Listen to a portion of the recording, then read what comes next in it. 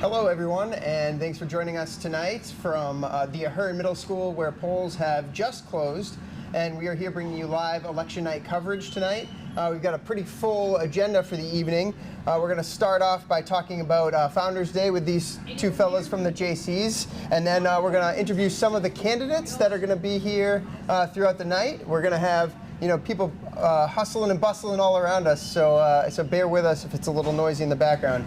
And then after we talk to all the candidates, all the candidates that can make it tonight, we're gonna do some, we're gonna talk through the town meeting warrant articles with Doc Elfman, who is the current chair of the Select Board. So I just want to say that we are going to announce the results this year. Whatever numbers we get here in the building, we're going to bring to you live so that you get your information here first. We're going to do our very best to make sure that that happens. And then we have some new voting machines. We're told they're pretty quick, so we're expecting this to be a shorter night, but now I've just jinxed it, so we might go all night. I think that's officially, that applause in the background is officially the polls closing. So we have invited all of the candidates, like I said. Not all of them can make it. They've been standing outside holding signs all day, campaigning, finishing it up, and bringing it home. So whoever can make it, we're happy to sit down with them for a few minutes. But I want to start with these gentlemen to my left here, your right. I have Scott O'Donnell from the JCs, and I have Steve Uden from the JCs, and they're going to talk a little bit about Founders Day, which is coming up on June 9th? June 8th. June 8th, yeah. June 8th. Saturday, June 8th. Hold that mic right up. Sorry there. about that. Just slight correction. We're not involved with the JCs. Oh, I'm so sorry. It's easily confused. We're our own entity, Foxborough Founders Day Committee, and it's easily confused because there are a lot of JCs that volunteer their time with us as well. So, yeah. And they're a fantastic group. They're a great group. We work in harmony with the JCs, but separately. Same mission. Kindness to all, to our time. Indeed. Thanks for clearing that up. So we're going to talk a little bit about Founders Day. What are the things that we need to know? What's the start of the day? Where should we park? All the fun information that you want to get out to the public. Okay, great. Well, we have the start of the parade. That starts at 10 o'clock, so get here before there. There's some parking at the Foxboro Company in and around town, the high school. We have a shuttle bus. We have 2 shuttle buses this year on various stops. I'm going to miss some of the stops, but the parade starting point at 132 Central Street, the Senior Center, up by the movie theater, and at the field, obviously, and then the movie theater that Showcase Cinemas? Yeah, no, the Foxborough. The Rodman? You're familiar with the Rodman Center. Yeah. And then at the high school, and they'll loop back around, and senior housing, Senior yeah. housing, yep. Yeah, so that helps out quite a bit. And we have the parade, and after that, it ends at the field, and we have all our field activities, which are going to be a lot of fun this year. And it's solely, I always say this every year, and it's important, and it's kind of the reason why we do this. It's solely just volunteers and nonprofits that are at the field, and for some it's their largest fundraiser of the year, so it's important to come out and support them. It's a lot of fun, but it does support our local churches, youth groups, and local organizations. So bring cash, or are people accepting credit cards at this point? I can't speak for everybody, but yeah, cash is probably the best. We have a Venmo situation, but yeah, I suggest for most of the stuff, most of the nonprofits, cash would work well, and they'd appreciate that. Great. And what can we expect from the parade? Any surprises, any special features this year? Can you give us a preview? Are there any surprises I'm up not your sure, sleeve? Well, the parade is in and of itself an excellent parade. I don't think we're going to have any surprises planned or unplanned, except that it'll just be a joyful time. About the shuttle services, Founders Day, as Scott mentioned, thrives on donations and volunteerism, and the shuttles are provided by a very generous organization to us, so there's no charge for that, and we really appreciate being able to get as many people safely to and from the events throughout the day, and we're very grateful about that. Wouldn't you say, Scott? I agree. Thanks, It's Steve. a real gem in our crown for that. Do you want to say who's donating the shuttles, or you tiptoed right up to it? Yeah, go ahead. I don't know if you mentioned who it was. It's a family here in town. We'll put it up on the site. I don't want to make a mention until there's a corporate or a name involved. Right. But it's a very well-known family here in town who's always been very kind to the town in many different ways. Great. That's excellent. How do you accept donations? How can we donate? You mentioned you're always looking for donations to make this possible. The fireworks? Absolutely, yeah. So there's, for us, in addition to all the other nonprofits, our Founders Day table will have raffle items, and there is a need for raffle items. It's one of the bigger parts of our fundraising. It's one of the funner things at Founders Day. Local businesses donate gift cards and whatever they can, and that's kind of a drive that we need right now. So I was told to mention that we need some donations in that regard. How do we sign up for that? On our website, you can find our contact information. You can go directly to Samantha Bailey, or the information's on our website. I'm not going to give out website addresses right now because I can't remember. In post-production as well, right? We can put our website. This is live, baby. We're on live TV. Yeah. Well, there's a Founders Day Facebook site. So check out Founders Day. I'm not sure if you can hear with the mic. Or you can go directly to me. You can go scottodhomes@gmail.com, and I'll point you in the right direction. All right. Yeah. Google search Foxborough Founders Day. I'm sure it'll... The other fundraising we do, Scott, which Scott has a lot to do with and helps out among any other volunteers, is we have a boot drive on the Rotary where we stand and avoid traffic or cause traffic while people put money in out the car window and into a boot, and the boot goes to the bank, and the bank money goes right back into Founders Day. There's no frivolity with how we spend our money. It's all completely focused on the execution of Founders Day. And here today, we have a fundraiser at the election table, and a lot of people have been very, very nice contributing to us here and some of the other organizations here at the Ahern School polling station. We're grateful for everybody. So for those of you who didn't make it out, there's a table here for Founders Day, and they were accepting donations all day with stickers. There's been volunteers here since 6:45. You were here, Bob? 6:45 a.m. and now it's just closing up at 8 o'clock, 8:10 this evening. So yeah, I'm always blown away by the generosity of the town and the local businesses. It's really great. And also, I don't always mention this, but I should. The town hall, the DPW, the safety building. We do our best to do the fireworks, organize the parade and the field day, but this doesn't happen without our town. So everybody that I mentioned and everybody involved, there's too many people to mention. If I start to try, I'll miss too many people. Someone. So yeah, but just everybody from fire department, police department, DPW, town hall, unbelievable, helpful, and like I said, this doesn't happen without them. And even this year, Scott, volunteers are always welcome to come to our meetings and help us out. You don't have to jump into the water over your head. You can help out in many different ways before Founders Day as we plan it, but during Founders Day as we execute it, and even after Founders Day as we strike and clean up the fairgrounds on Sunday morning. They're all part of the whole package, and we're grateful for that volunteer as well. Yep. It's a setup day is most of the day Friday. Obviously, the field event, we're going from 8 o'clock in the morning till midnight after the fireworks finish up, and then we get up in the morning on Sunday and we clean up. So Leaf blowers, it's a lot of work. Blowers, rakes, and trash bags. Yep, it's quite the operation, and we get some great volunteers. do you mind if you can do it off the top of your head, just run us through the day? So the parade starts right at 10, so you'll want to be parked and set up by 9:45, 9:30? Yeah, right around When's a then. good Yeah, time? I'd be in my spot by a little after 9:30, not much after 9:45. Well, depending where you are on the route, but the streets are going to be closed probably after right around 9:30 or so, probably before that. So, yeah, you want to get to where you're going, and like I said, there's shuttle buses and plenty of places to park along the parade route. 10 o'clock the parade starts. It takes about an hour. It's a fun parade. Everything you expect from the parade. I'm sure most people that are listening to my voice have been to it before, and yeah, just it goes down. It goes Central Street. The route is online. It goes Central Street to Railroad to Bird, back around the Common, down South Street, and then it ends at Central Street, and you're right there at the field. The booth. The booth field. Yeah, sorry. And a great field day.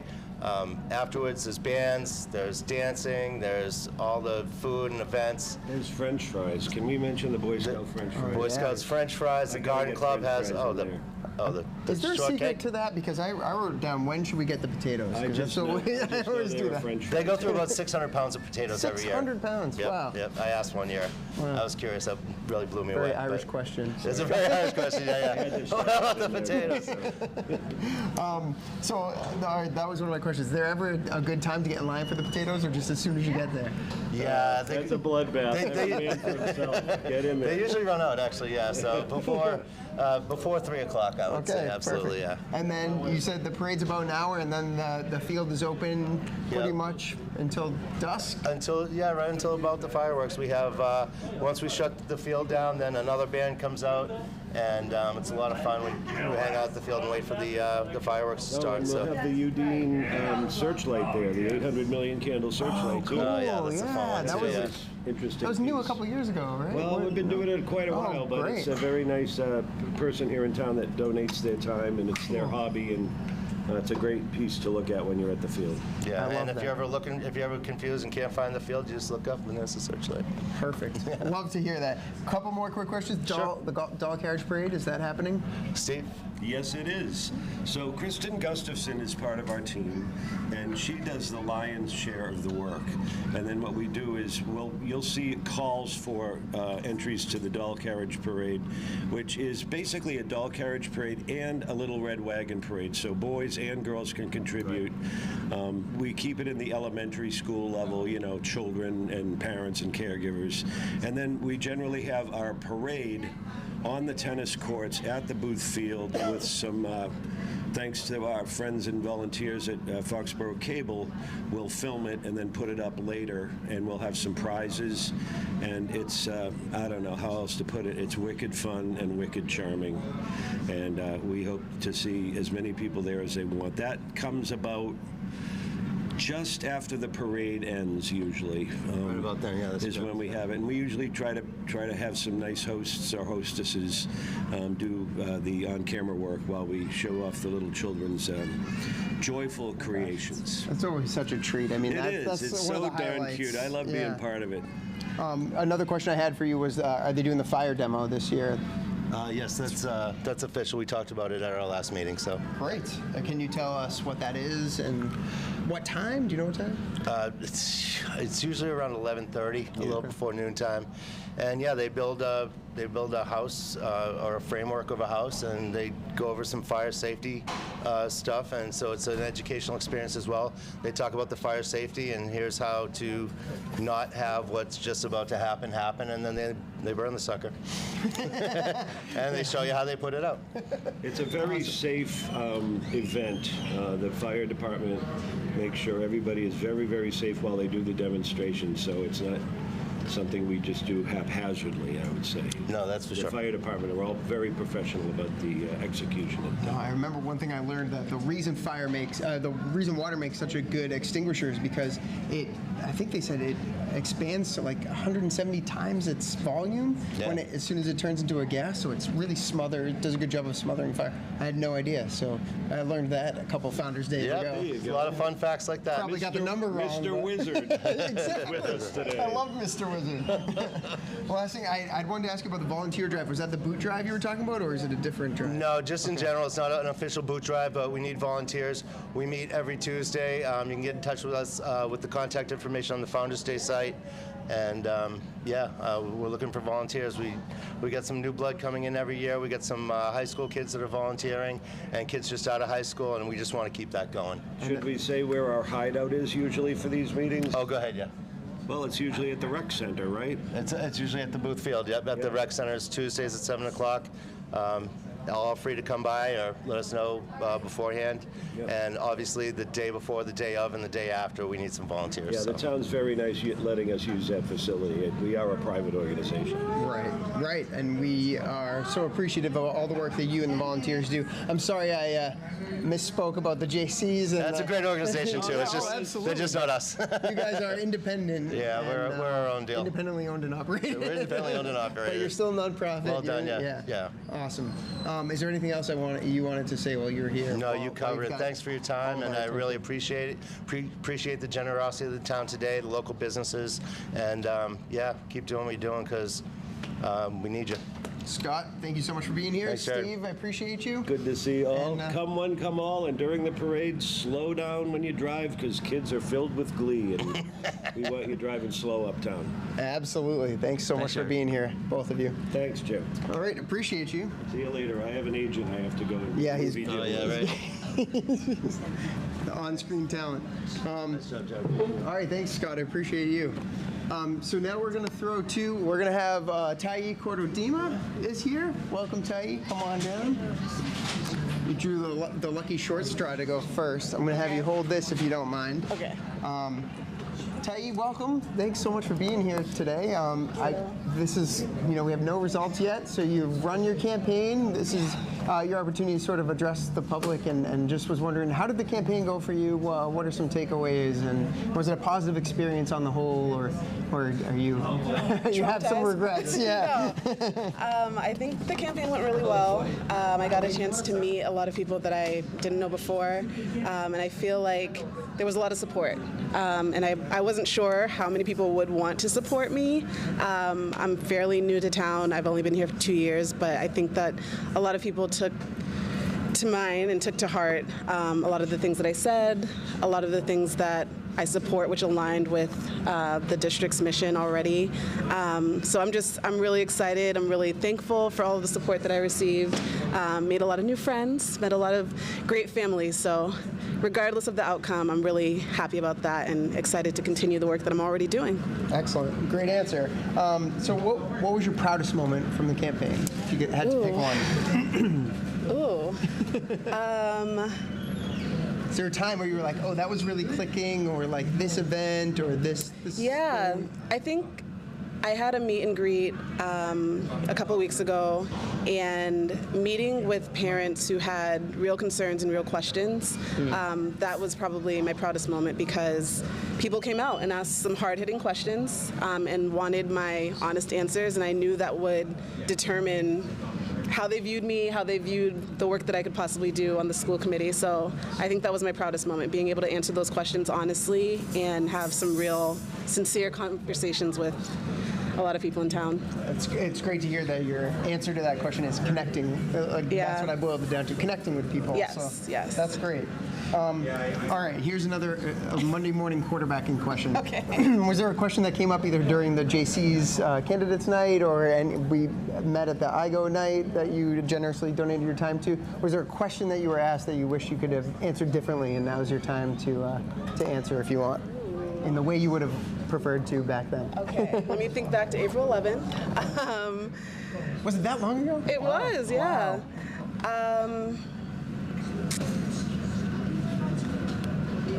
No, you just knocked them all out of the park. No, I did not. I did not. But it's tough to think about that on the Yeah. spot. Okay, I'll note that that's a hard question. Well, okay, so at the IGO Parents Night, there was a question about one of the biggest, I think, like issues facing the school committee right now, and how I think I could use my role on the school committee to help. And I talked, I don't know, I think there are a few different things that came up in conversations with parents. I had conversations with parents who had issues with navigating special education and IEPs and how to communicate with teachers and get services for their students that they felt that they needed to the extent that they needed. So I think that's something that the district is actively working on. I know last week there was an IEP workshop. So I think just getting parents knowledgeable and able to access those workshops to learn more about how they can best serve or work with teams to serve their students. I think that's something that is a pressing issue, and that we can continue to improve on. One of the things I took away, if you don't mind me saying, because I sort of moderated that IGO night, is you were asked a question about diversity. Yes. And one of the parents was pointing out that IGO is the most diverse school in the public schools. Our district is the most diverse. And one thing that I hadn't considered is, we're at the IGO quite proud of our higher diversity, but you said, but the teaching population isn't that diverse. Yeah, that was the Can you talk a question. little bit about that? So a parent brought up that there were multiple languages represented within the student body.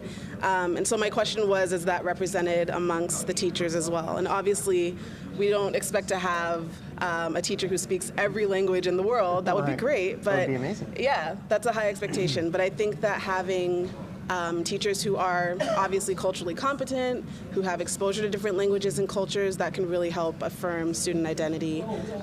Even if you're not speaking the exact same language as your students, having that representation is really important. Yeah, and that has been a focus lately too. Yeah. So I always think people are like, but we're trying to do the work. Yeah. Like help us, give us credit for definitely, trying. And definitely. is there something to be said for that as well? Yes. Great. Yes, that's great. That's great that we are trying. And I think that what I would be able to bring to the school committee is more of a plan around reaching more diverse populations to hopefully get a more diverse teaching pool or access to people who are a better representation of the world in our district. Because do you have access to those kinds of people now? Yes. So I'm originally from Boston, and so there are teacher organizations and colleges of education that have diverse student bodies of teachers who are looking for jobs. And so I think having access to Foxborough, knowing that Foxborough is seeking more diverse candidates, getting that word out to different spaces will really help hopefully increase the applicant pool for teachers. Great. Yeah. Thanks for that. And what's something that you hope people take from your campaign? Ooh, I think the biggest thing is that I'm open to hearing different perspectives, which I think I've done throughout my campaign. I'm open to conversation. I think that obviously the school committee's goal is to best serve the students. So keeping that in mind, we can have differences in opinions, we can have differences in personal values, but with student success at the forefront of our work, that's how I believe all of our decisions should be informed. Great.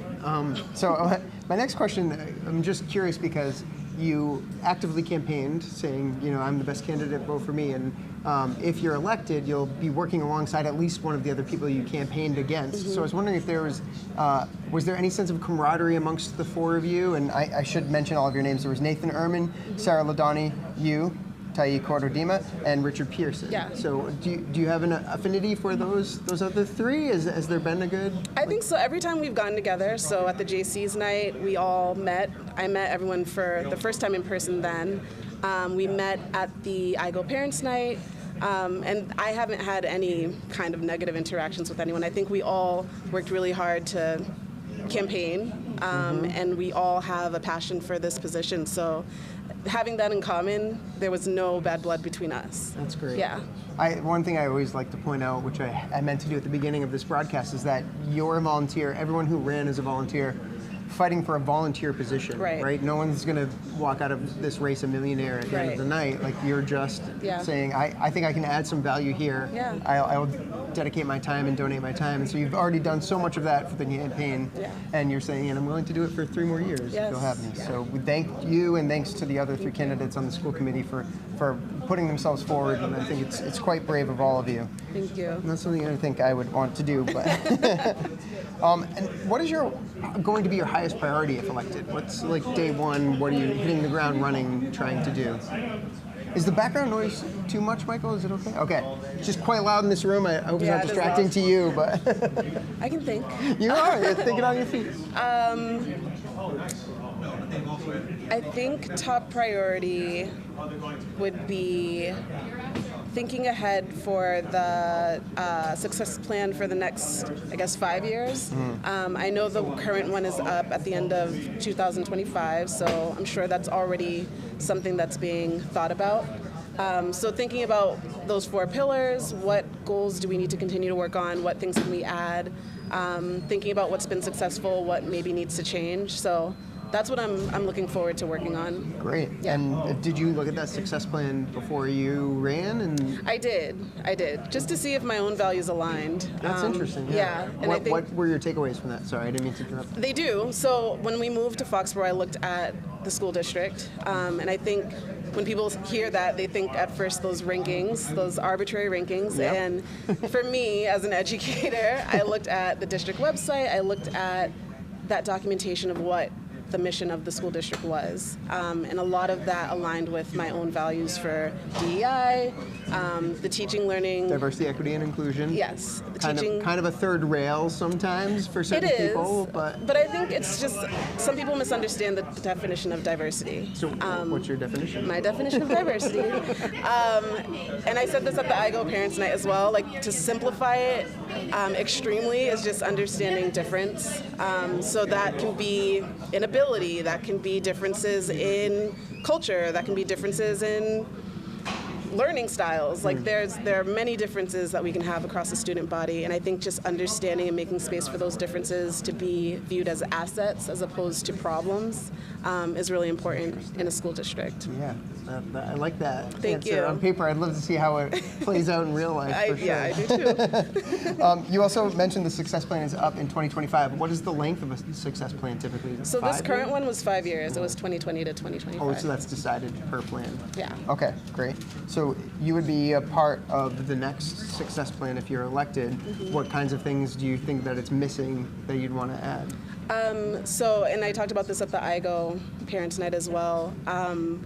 Under DEI, there has been an equity audit with the curriculum. So thinking about representation in the classrooms, for example, like the texts that are included in classrooms, things like that. But thinking of the school as a whole. So even though languages are represented amongst the student body, what about the faculty?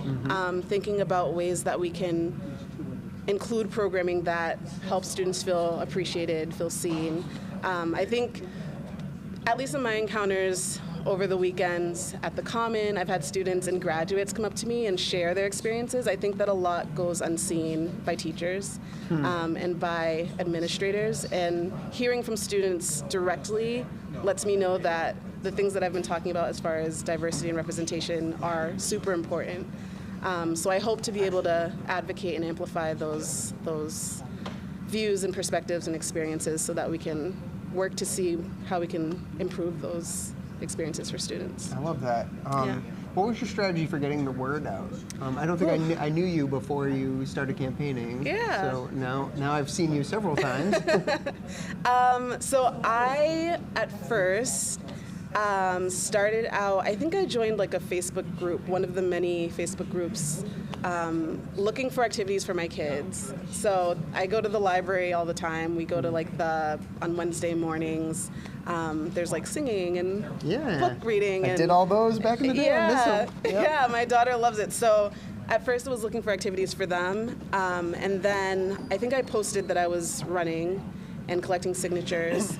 And that way, as people signed up for me to come to them to sign, I kept hearing names and like, oh, check out this person, connect with this person. And so it just sort of grew from there. And so having those conversations about my platform, about where I was from, my background, it organically grew from there, like a real grassroots campaign. In the true sense of the word. Yeah. Just word of mouth and, Yes. and talking to people. Cool. Yeah. In terms of the future and the health of Foxborough school systems, you looked at it and made the choice to move here very recently, so you're not sort of a byproduct of circumstance, but what made you choose Foxborough and where do you see it going? And I mean, I'm assuming since you bought a house, or I don't know if you bought a house, but you're here in Foxborough, you bought a house, you're invested in the town until your kids, I assume, go through high school, so you're looking at probably 20 years down the line. That's where I was at. Oops, sorry, Michael. That's where I was at when I bought a house here. So, are you hopeful about the future of Foxborough schools? I am. I think that, especially meeting people throughout the campaign, there are a lot of people who are very open-minded and thinking about the way and seeing the way that Foxborough is changing. Foxborough is not the same as it was 25 years ago. Don't tell them that. I'm sorry, but I do think that cities change, towns change. Yeah, and with that, I think with that, our school district has to reflect those changes. So having someone like me who can talk about that in a way that hopefully becomes a conversation rather than a divisive thing, that's something that I think a lot of people really hope for in electing me. So I'm hoping that I can be that voice and sort of bridge that gap that I see between a lot of people who don't want things to change and people who do see that there is a need for representation of someone who can help sort of guide us into some changes. Yeah. Do you think people are looking at you to be the monolith of like the Black culture? I hope not either. I hope not. I got the impression that's how you were talking, so I was like, that's a lot of pressure. No, and I don't want to be that. Blackness isn't a monolith. So I think that I am willing to help those conversations start or continue. So you're open to those conversations too? Yes. From people on the street? Like, do you want people coming up to you and asking you? Or is there a way? Do you want people to get in touch with you over email or Facebook? Or what's your preferred method of contact? Yeah. Now that your campaign's over, tell us how we can talk to you. My website is still up. And on my website, you can contact me. There are links to contact me via email, social media. My phone number is even on my Facebook page. So I have had people text me and ask me questions, and I'm fine with that. Very brave. It is. I don't know how long that will be up there, but I am open to conversation is what I'm saying. Great. And I think that's a start to making sure that we actually do things to create good change. Perfect. We did talk about those arbitrary rankings. We mentioned them in passing a few moments ago. Okay. Foxborough is just ranked pretty highly in Massachusetts and pretty highly nationally. Is it a priority for you to see Foxborough move up that list, and why not, or why, and how do you move up that list? Mm-hmm. It's not a priority for me, and only because those rankings are based on numbers that I think if we really wanted to meet those standards, a lot of our curriculum would have to change, and I don't know if that would be beneficial for students.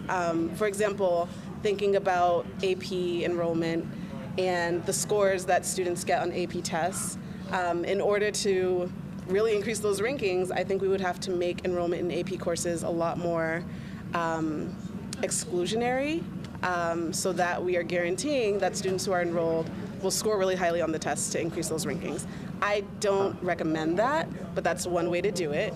Another thing that goes into those... This is new information for me. So those rankings take into account how students score on the AP tests, and you get if you have 100 kids take it and only 20 pass, you are penalized more than a school that has 30 take it and 30 pass. And not even passing, like getting a 4 or a 3. So doing really well. Yeah. And I think my impression right now is that way more students than, say, I won't name schools, but more, what word would I use? Than higher ranking schools. I feel like Foxborough schools have more access for students who are interested in taking AP courses, regardless of whether they'll get that perfect score on the test or not. Yeah, but in the long run makes them a better student, sets them up for longer success. I took an AP course and did not. I mean, potentially, I didn't take APs in high school, and I mean, I think I turned out pretty well. Yeah, you're doing great. You're here.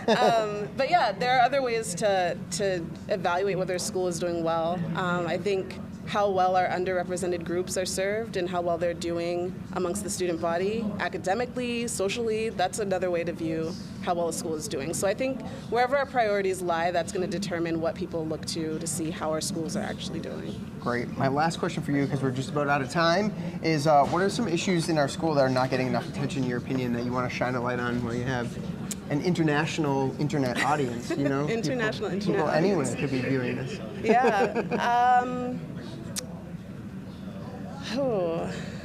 Is there a magic wand issue that you would wave your magic wand at, or no? A magic wand issue would be, and I'm thinking back to conversations that I've had with parents and students, so representation in faculty and staff, increased representation, diverse representation. I'll take that answer. Okay. I'm getting the rap sign. Yeah, okay. Sorry. So, really great, Tahi. Thank you so much for joining me. Good luck tonight. Thank you. And enjoy. Congratulations on a successful campaign. Thank you. See how it goes. Thank you so much. All right, thank you. I'll take this from you. Thank you. Enjoy. Who do we have? And we have, Richard Pearson, another 5 minutes. Okay. Keep me honest. She's keeping me honest. I'm just going until I get your signal. So, Richard, come on down. Hey, how are you? Hi, Mr. Pearson. Hey, Jared, good to see you. Jared. Thank you very Thanks for much. being here tonight. Hey, you're welcome. I've got some questions for you, Oh, if you okay. don't mind. Yeah, I'll rattle them quick. Yeah, exactly. So, Richard Pearson School Committee. I was just wondering, now that the campaign's over, what's a positive experience that you had from this campaign in particular? I know this is your third one. Yep. Third? Yeah. This is my third. Yes. 2 for 2 so far, and Two, we'll third see how one. tonight turns out. Well, you know what was really positive is some of the reach out from some people I haven't known as much and haven't conversed with me as much. And hearing them reach out to me and talk to me a little bit about who I am and what I'm thinking, and then being supportive of some of my thoughts and some of my direction. So it was great to have some new voices that I don't always hear a lot from, to reach out and say, hey, we'd like to hear more from you, or we really like what you have to say, or we really like some of your ideas and vision that you've brought to the table. So why is that different this year then? I don't really been know. out there. Yeah, I know. Well, I think the fact of the matter this year is that we had that polarizing issue in the fall there, and so we had one issue of many. Well, that was one issue, but I have no idea what you're talking about. it was very polarizing in the town, and as I certainly would know, I've lived here since 1975, and I'm a graduate, so that was a very polarizing issue that caused a lot of energy, a lot of talk, a lot of chatter. So I think that caused a lot of voice, and then some people coming back. Can I pick at you on that issue for Yeah. just a second? Because you have experience with the Massachusetts Athletic Association. Yep. Is there this sense that the state is going to make native mascots disappear in general anyway? Or mascots isn't the right word, I know. I've been lambasted for that. Yeah. Imagery, iconography, right? Iconography. So actually, I can tell you from my professional position at the MIA, there's nothing from the MIA. Okay. The MIA is a private nonprofit that is made up of member schools. So I'm not even a decision maker at the MIA. I work for them. The decision maker is the board of directors. But there are no initiatives from the MIA board of directors in relation to this at all. Do you have your ear to the ground? Well, I think the only thing my ear to the ground is what's happening nationally and what's happening in the state. So, at some point there was 50 or 60 mascots, and now there's probably 21. And we can go on and on with colleges and things that have all kind of gone in a new direction as well. So I think there's been an understanding and a groundswell across the country. I think there are different viewpoints on that, and certainly I have one. I cast my vote in that direction. Yeah, and do you think that as the chair at the time, you were fairly or unfairly sort of the touchstone for that, or the lightning rod, or whatever you want to call it? I don't need to go there because I'm the chair. I'm the chair of the committee, and it's just my job to help manage the committee, bring it, and support the town, and help manage what's happening with the town and our committee. So I wouldn't call myself that. If people want to not target that, but they wind up in that direction, then it is what it is. Okay. Yeah, sure. It's my job to lead the committee. Yeah, absolutely. For the benefit of our schools. So. Well said. Yeah. And a point you made after was for the safety and health of all of the students. Exactly. Right? And Exactly. So I'm certainly speaking editorializing. I always got that impression from you in watching the meetings. So thank you for your leadership on that Thank issue. you. What was your proudest moment from this campaign? Do you have one moment that really stuck out as being like, I'd do that again in a heartbeat? I really loved this meeting with this family, this parent, this student even. Yeah, well, you know what I would say. I mean, I think there were two things. One was recently, and it involved your I Go parent meeting. But even just a month ago at the Thank you for coming to that again. Yeah, you're by the welcome. way. But at the JCs, just the JCs reaching out, getting questions from the public, and then giving all the candidates a chance to answer those questions. I think that's really important. It's a groundswell of information and questions that the public has. Obviously, it's not time for every question. We know that. But I think that's a good moment for the town, and let every candidate answer all the questions and understand the depth of their understanding and the depth of their direction and the depth of how they can bring the school committee and the values and the goals forward for that. Amazing. All right, I'm being told we have to wrap already. Yeah, good. So I just had, there was one question. What would your highest priority be if reelected this evening? What's number one? Well, if I said number one, I'm going to say what I've said published anyways, is the physical and emotional safety of students. And I've said that numerous times, that it is a catch-all statement, but it's a valuable statement, because the emotional safety of students allows them to learn. And so our supports, our special ed supports, our multi-tier system of supports brings education to the students and allows them to access education in their way. So if we can make students socially and emotionally safe using our SEL curriculum, if we can make them physically safe, SEL, so that's social emotional learning, emotional learning. So there are certain things that we're working on in our plan for social and emotional learning. If we can make them safe and to be able to learn, then they can access curriculum and be comfortable, right? And they can access it in their own way. You know, I'll leave it this. One of the most profound things of public education is that we are all born here and we all have the right to a free, appropriate education. That's a base core principle that we have to never forget. So whatever resources we bring to bear at whatever time has to support that. It has to support that, and it makes it challenging. And that's a really important thing. We can never forget that. We can talk about budgets, we can talk about curriculum, we can talk about design, but at the end of the day, we have to make sure kids can access. What a note to end on. Let's do it there. Thank you very much. Rich, thanks so much. Mr. Pearson, thanks for your time. Thanks so much. So appreciate you being here. Good luck tonight. Thank you. Seth Ferguson, all right. Now we have our first select board candidate. Seth, come have a seat. Yeah. Thank you for joining me tonight, sir. Absolutely, Jared. Good to see you. Yeah, thanks for being here. Sure. This is Seth Ferguson. I want to mention the other candidates who ran tonight: Millie Citrone and Bill Yukna, and Deb Giardino all ran for 2 seats on the 4 for select 2, board. that's correct. Yes. Yep. Again, I want to point out the select board is also made up of volunteers who are donating their time just to run and then are elected to a volunteer position, of which you've already served 3 years. Correct. So I was wondering if you could reflect a little bit on this current campaign now that it's over, before we have results. What have you learned from it, and what was a positive experience that you had? Yeah, so this was the first, so when I ran 3 years ago, that was an uncontested seat. So this was my first election. Yeah, right? There was a need at the time. Yeah. So this was my Thanks first. for filling that. Yeah, of course. This was my first contested election, and so it was definitely a different dynamic to it. And you know, the reason I decided to run again was I felt like there was some unfinished work that I had started around strategy and goals for the town. And I feel like we have the right team in place within Town Hall and across the departments to really get that work done and drive results for the town. And some of those results I'm referring to are, fiscal responsibility, of course, but strategic growth and the like. And so, going into this campaign, it was really a pretty, I would say, grassroots campaign.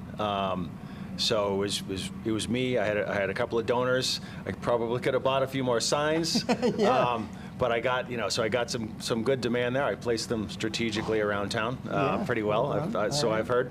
But, some of the things you learn, and some of the things that I was able to just apply my values system to is, run a good, clean campaign, focus on your strengths, and, just let it play out that way. And if the citizens of Foxborough and the community was interested in me continuing in that role, then I have a record to run on, and so that's something that the folks in town could recognize, understand, and then vote accordingly. And frankly, if the folks in town are looking for something different, I'm okay with that. Yeah. I'm happy that there's folks in town that are willing to step up and do the work that is needed to be done. So I'm happy with that.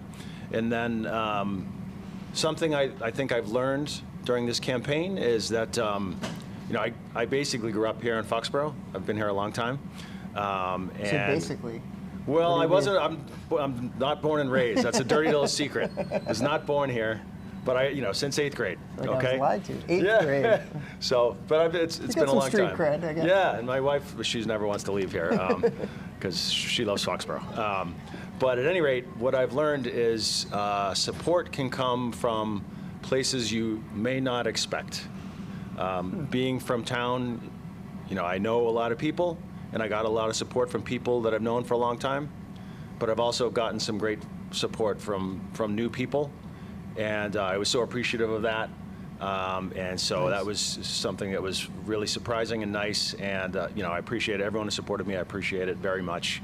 Win or lose, I think I ran a campaign that was, a positive campaign, and that's what I intended to do based on my values, and however it plays out, I'm comfortable with that. So I asked Tyee a similar question, but there were 4 of you running for 2 seats. So if elected, you'll be working with someone that you actively campaiged against. Was Correct. there any camaraderie amongst you all, or was there a lot of rivalry? What was the inside baseball of that?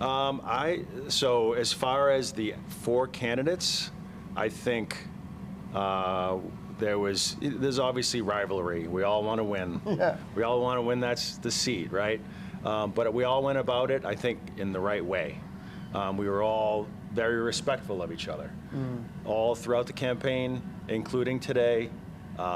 It was a really, I was impressed by the other candidates and was proud to run with candidates who respected the office, respected the seat, and respected the other candidates who were trying to do the right thing for Foxborough. So I was really pleased with the way that all of the candidates treated each other with respect and dignity. I mean, as a voter, I want to hear that the other candidates want to win. I want the person who Right. wins, or people who wins, to want to do the job. Right, because they have ideas about how things how we should move forward as a town. And so, I think everyone who was in this race wanted it for the right reasons. So I really feel like we can't go wrong as we move forward. Care. Great. So now I was wondering, what's your highest priority if elected? What's the one thing you want to see happen?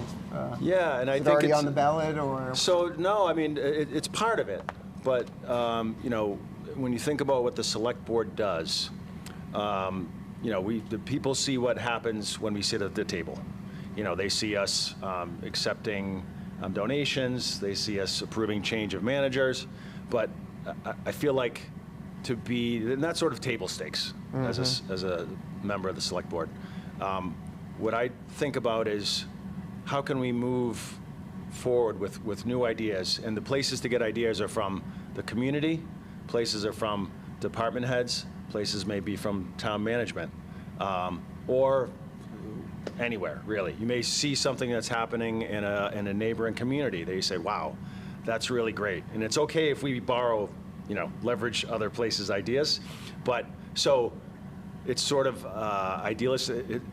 It's broader than any one thing. Like, it's broader than, okay, when I looked out and I saw that there was the auditorium behind the safety building, and there was the Pratt School that had been sitting there for years. I said, what are we doing with these things? So we toured them, we discussed options, and we're coming up with a plan to develop those and get them back on the tax rolls. But that's just an element of, I guess, what I'm trying to get at is, and I mentioned it before, what are the goals of the town, and how do we develop the strategies to meet those goals? And underneath those goals are like tangible, tactical things that we can do. And so as a select board member, we're the policy board. So we're leadership, we're providing direction, but it's really the people in town hall and across the town, all of our town employees, that really put those plans into action. So it's a lot of collaboration, and input from the community is really, really important to deciding what those strategies and goals are. So how do people approach you then if they want to, say, hey, there's this abandoned building behind my house, will you come take a look at that? Yeah, we just had a situation where a member of the community had a situation where they noticed something with the conservation land, and there was a sign that had fallen down, and it was in disrepair. Oh, yeah. And it was just, I saw, so that member of the community, I saw them at the gym. And at the YMCA, and I said, "Hey, what's going on? Like, what's happening around your neighborhood? What's happening in town?" And they're like, "Oh, everything's good. Oh, there is one thing." I said, "Oh, let's talk about it." Yeah. And so he gave me the just sort of that kernel, And it was like, okay, let's have a conversation, let's take it back, understand what our options are. And so we're developing a plan to at least fix up, some of the signage across the conservation. And there's other work that can be done, like some of those trails across conservation are impassable, they've been overgrown, but so maybe that's the next step.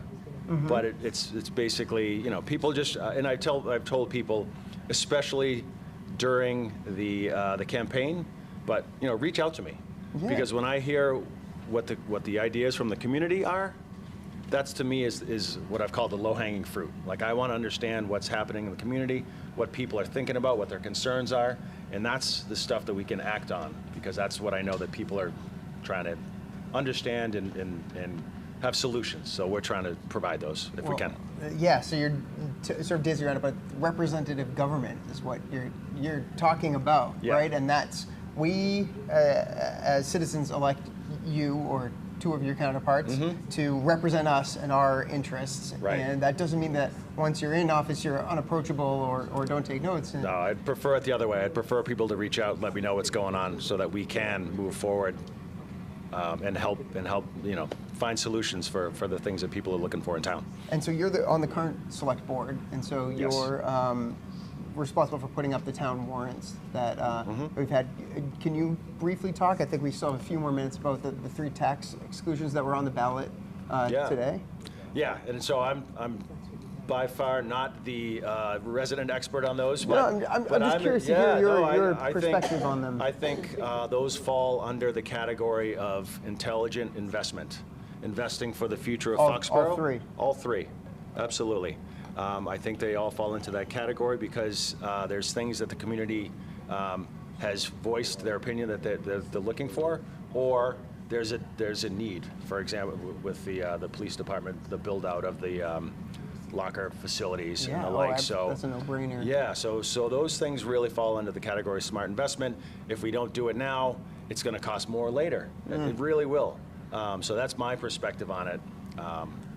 My thoughts. All right. What's the one issue that you want to get attention for, and then we're out of time? Yeah, I would say so. I spent a lot of time talking about over the last couple of years town manager goals.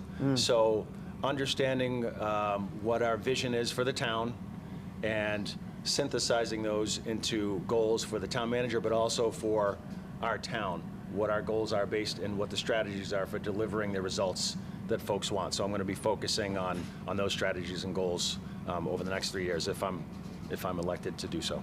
Excellent. Seth, well, good luck tonight. Thank you for being here. Thank you, Jared. It's great to be here. I really appreciate it, and I'll take that from you, so you enjoy your night, and thanks for being out there holding the signs all day.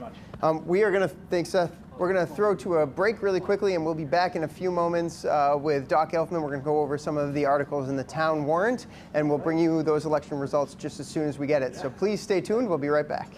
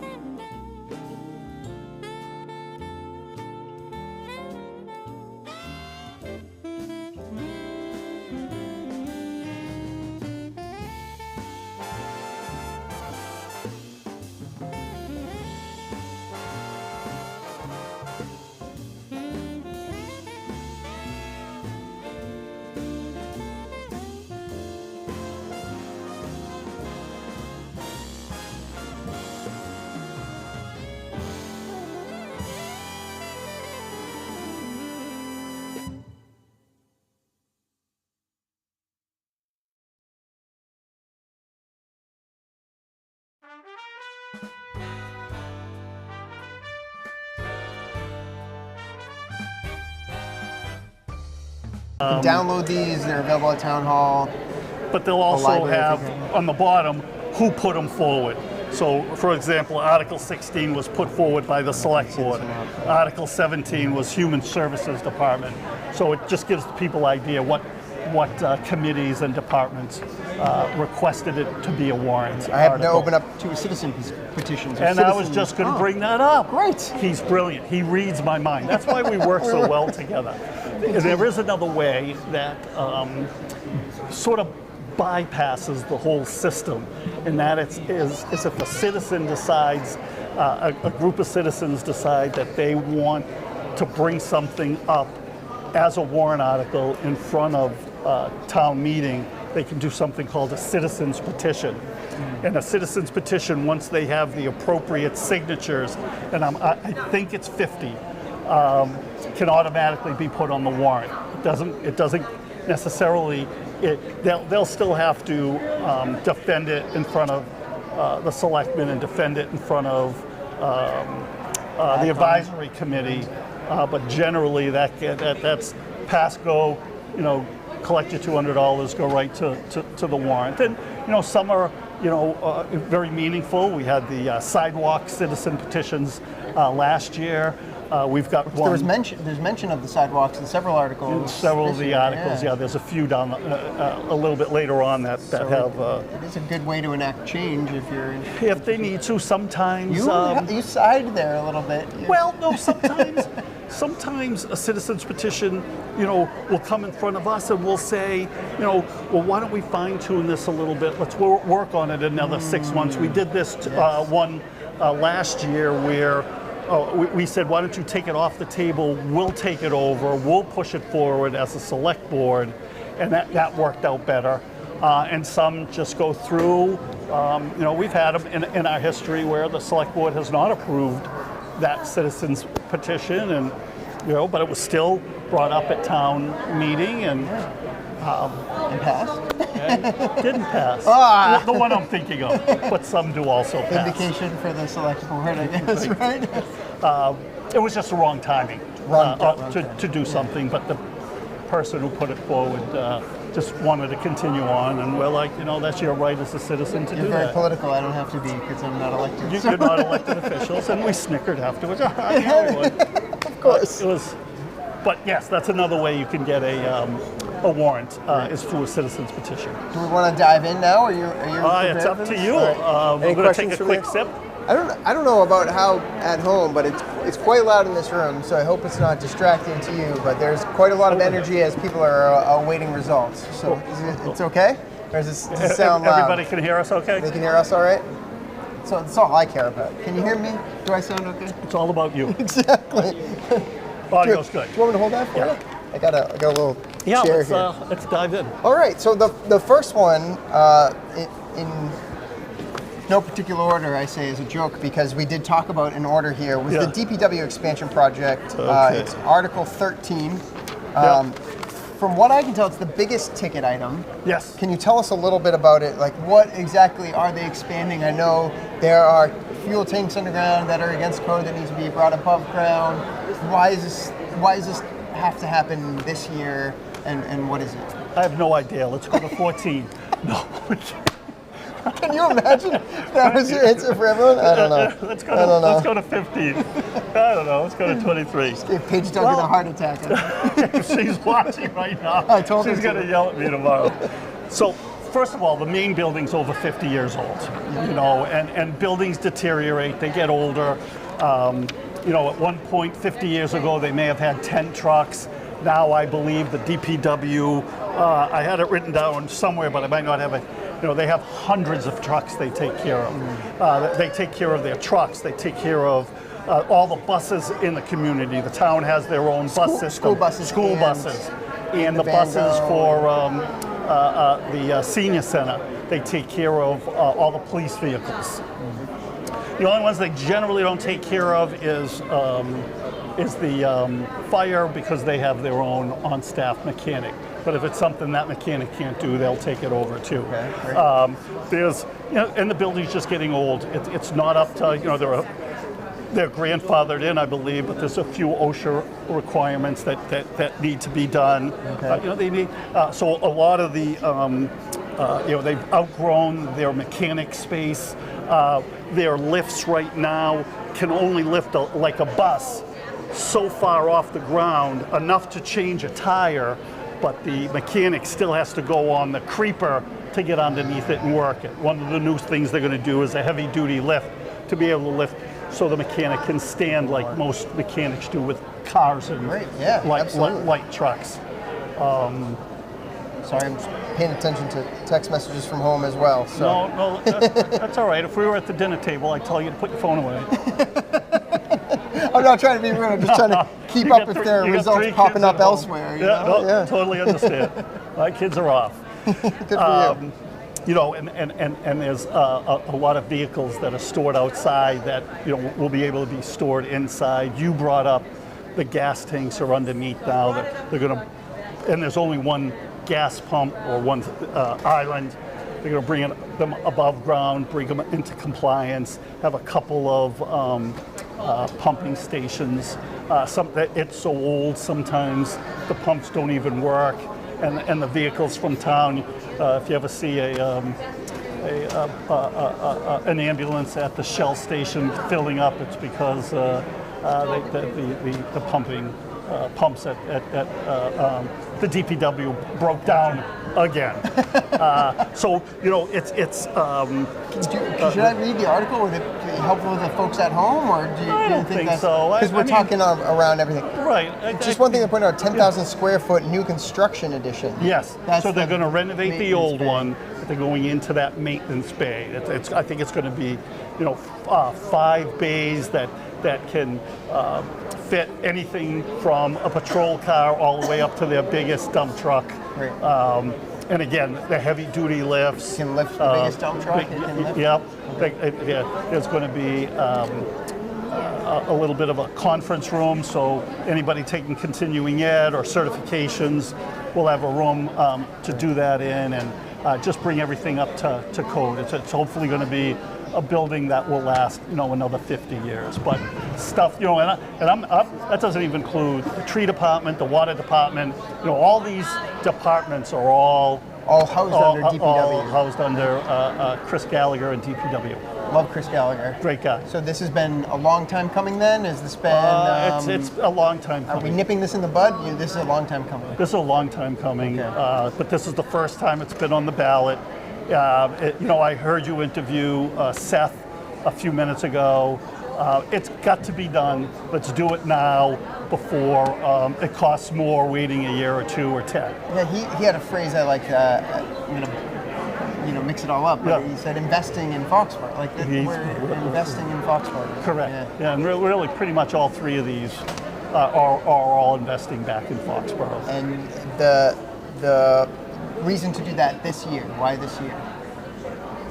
Just everything came together where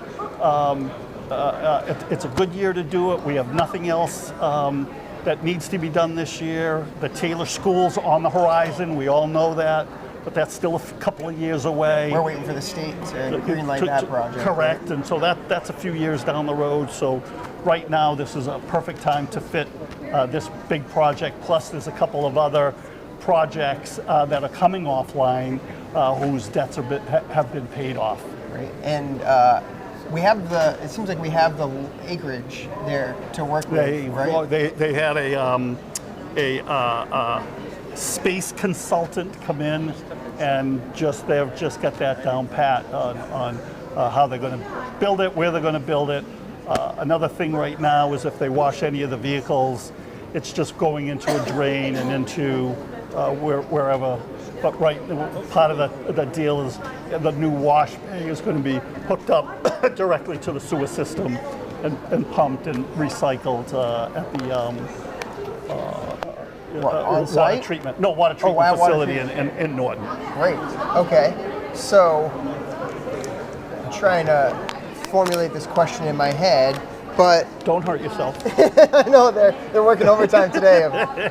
Both of them, both brain cells. But those are all up to code now, or they're not up to code? Like you made it sound like we're just sort of rinsing stuff down the drain. That's not. Well, it's doable, but it's not best case scenario. Right. You know, it's better if we were able to send it down the road to Norton Waste Treatment and have it recycled. And so, as a taxpayer myself, because I do live in town, I do pay my taxes almost on time. Almost.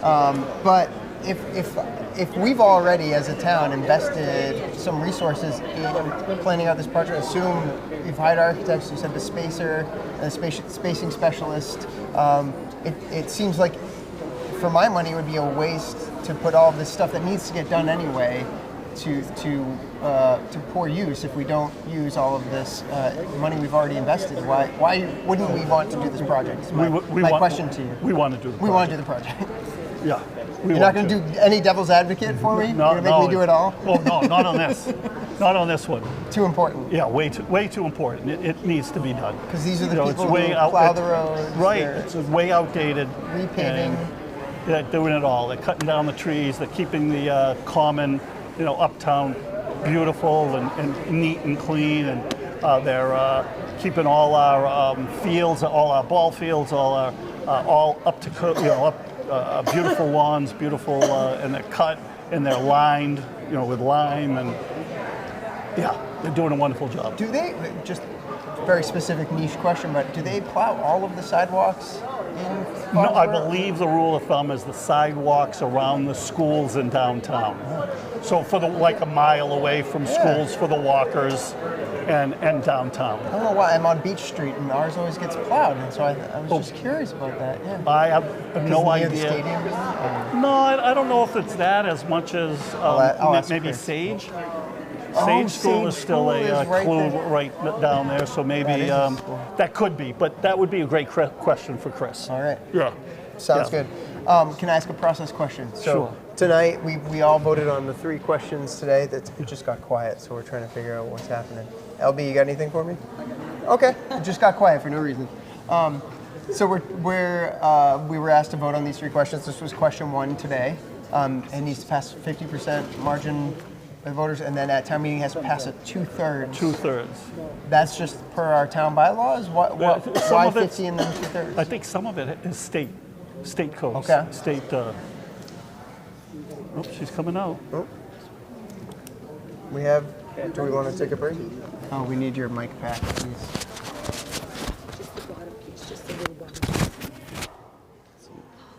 All right. Thank you. 1 second. We think we're going to get election results, so if you just bear with us for a moment.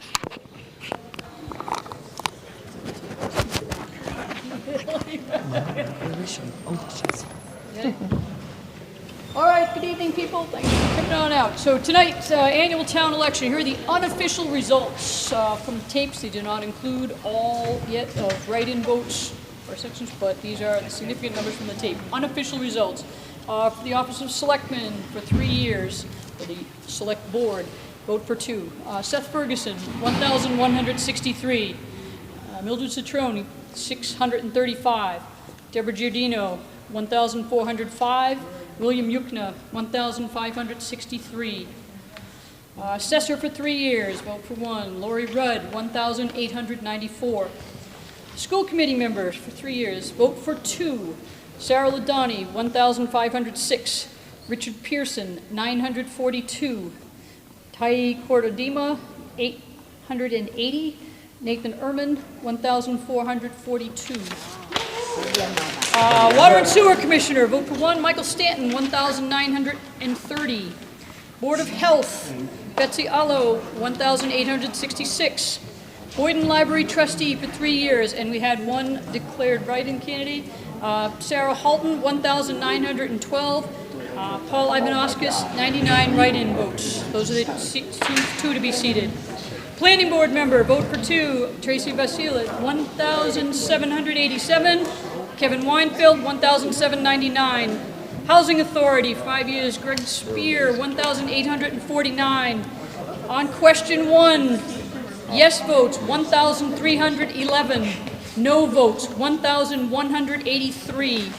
On question 2, yes votes, 1,479.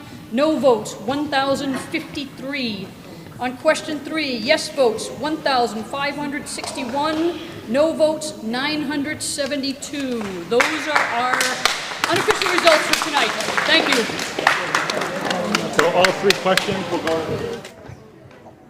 All right. Where's the rest of I'm so sorry. Mine just holding that. So, No, do I? Test 1, 2, 3. so Lauren, I'm gonna read back the results that I wrote down, and you tell me. Please feel free to correct.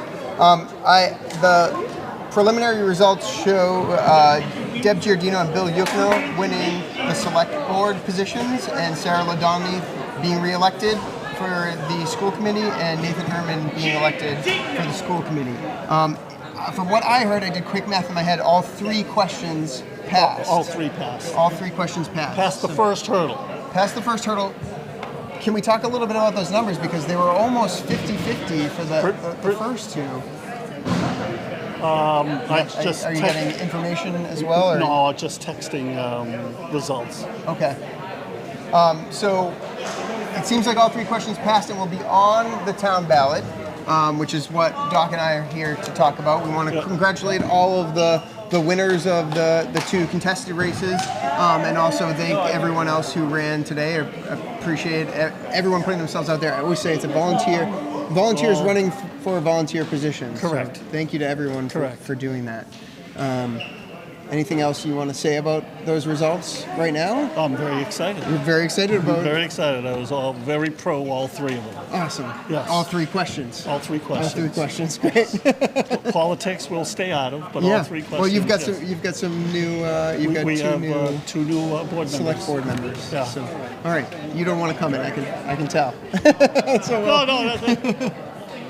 Yeah. No. All right. It's all good. Great. Change is good. Change is good. There's nothing wrong with that. Change is change. Yep.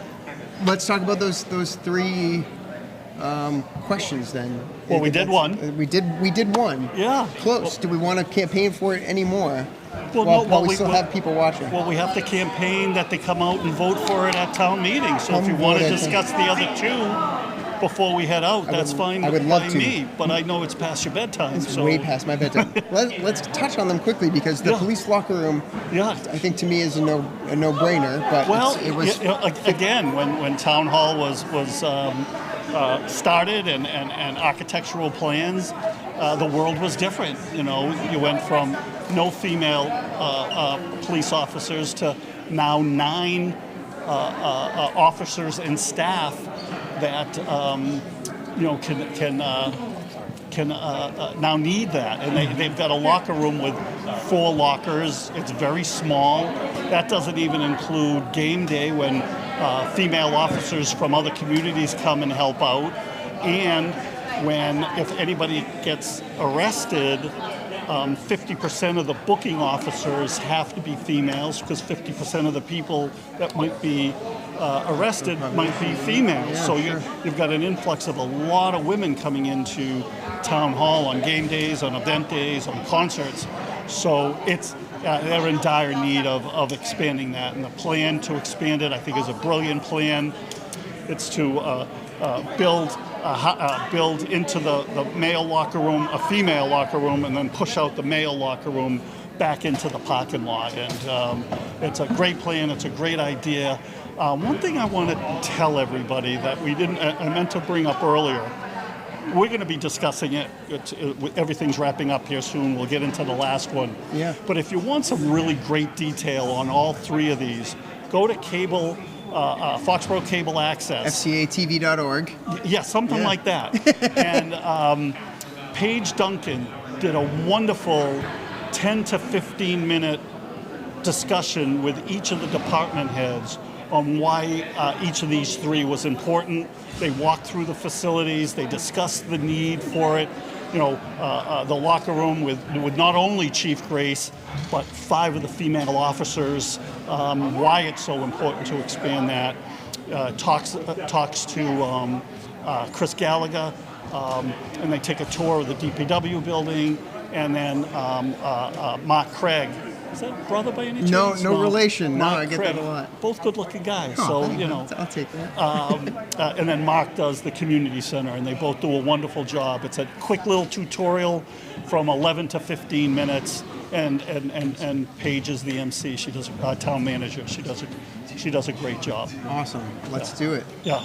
Check that out on fcatv.org. Well, Yeah, I'm sure it's up there. Yeah, I watched it over the weekend. Great. Yeah, in prepping for just this moment. But now. And I took notes. They were faster than we wanted them to be. Like 10 more minutes. Yeah. So let's get into the community center real quick. Yes, please. I'm excited about this. So the community center is just, again, to use Seth's words, a brilliant way to save the community a lot of money and a need that the community would greatly benefit from, and that's the buying the church. The church is being sold. It listed for 1.5. There were 7 bidders. We got the bid at 2.5 million, which is a steal. It's valued at 3.2. There's it's almost walk-in condition. There's a little bit of work that needs to be done. There were some rumors that it was in quite bad shape. No, it's not. Those were rumors were unfounded. It's in great shape. And when you have, when you buy a house and you have a home inspector come in, you're hoping that he knows a lot about plumbing, heating, electricity, woodwork. We had every inspector that works for the town of Foxborough go into that building and inspect it. So all, and then all the department heads, it was truly a community effort, and that building is a rock solid building. It needs an elevator, so that can be done. It's gonna probably be hooked up to town sewerage at one point. Take down a couple of walls, but the reason the town asked for 3.2 is that extra $7 million is going to cover $700,000. Thank you very much. Yeah, no See, problem. you do know your math. I read everything. and that extra $700,000 is just that topping on the cake. But Can I point out something that I thought was interesting from the AdCom recommendation? They said this purchase would be roughly a quarter of the estimated cost to build new. Quarter. So this didn't come at a time that we were expecting it, but it's kind of a gift horse. It's a fifth. A fifth. We had a grant to look into building on town-owned property down past Payson Road, and the building alone was going to be $15 million, and that was 3 years ago. This is a more central location, and it's right Parking near lot the Marilyn Rodman Performing Arts Center, which I love. Where's that? Right across from you. Oh yeah, that's right. It's like I said, walk-in ready. The fear of kids interfering with seniors. The building is so big they could be separated on both sides. Still have the ability to interact, which is great. Absolutely, Heather, watch out. Absolutely. So it's a wonderful, and it's funny. If you go through the figures, that one had the most votes. That one had 1,500 votes. The others passed. Yeah. But I think just by a wrote lot pass, closer. fail, but No, it was like pass. 1,500 to 900. Great. Had the biggest margin of victory. There's a want for that, so we've got some work to do for the Town meeting. We're gonna. Town meeting could potentially be 2 different nights. Yep. But we're definitely going to have the 3 articles. These 3 articles are going to be on the first night. Article 13, 14, and 15. So Correct. you think we should be able to get to all 3 of those? Oh, we'll get to all 3 of those the first night. Great. Yeah. Let's do it. The last 2 things was Article 26, that multifamily for the commuter rail. Oh, the MBTA communities? Yeah, it's quite a long. It's very long. It's probably, if anything's going to be on the second night, it's going to be that. There's going to be a lot of discussion on it. But bottom line is it's a mandate by the state that if you're an MBTA community, Which we are, there are certain guidelines and certain zoning that we have to do. It's controversial. Yeah, what territory does it get into if we don't, as a town? And supposedly they've been saying over and over again, if we don't pass it, we'll lose grant money. So it's sort of like a little bit of blackmail. Yeah, but Did I say that? Throughout the community? This isn't going live, right?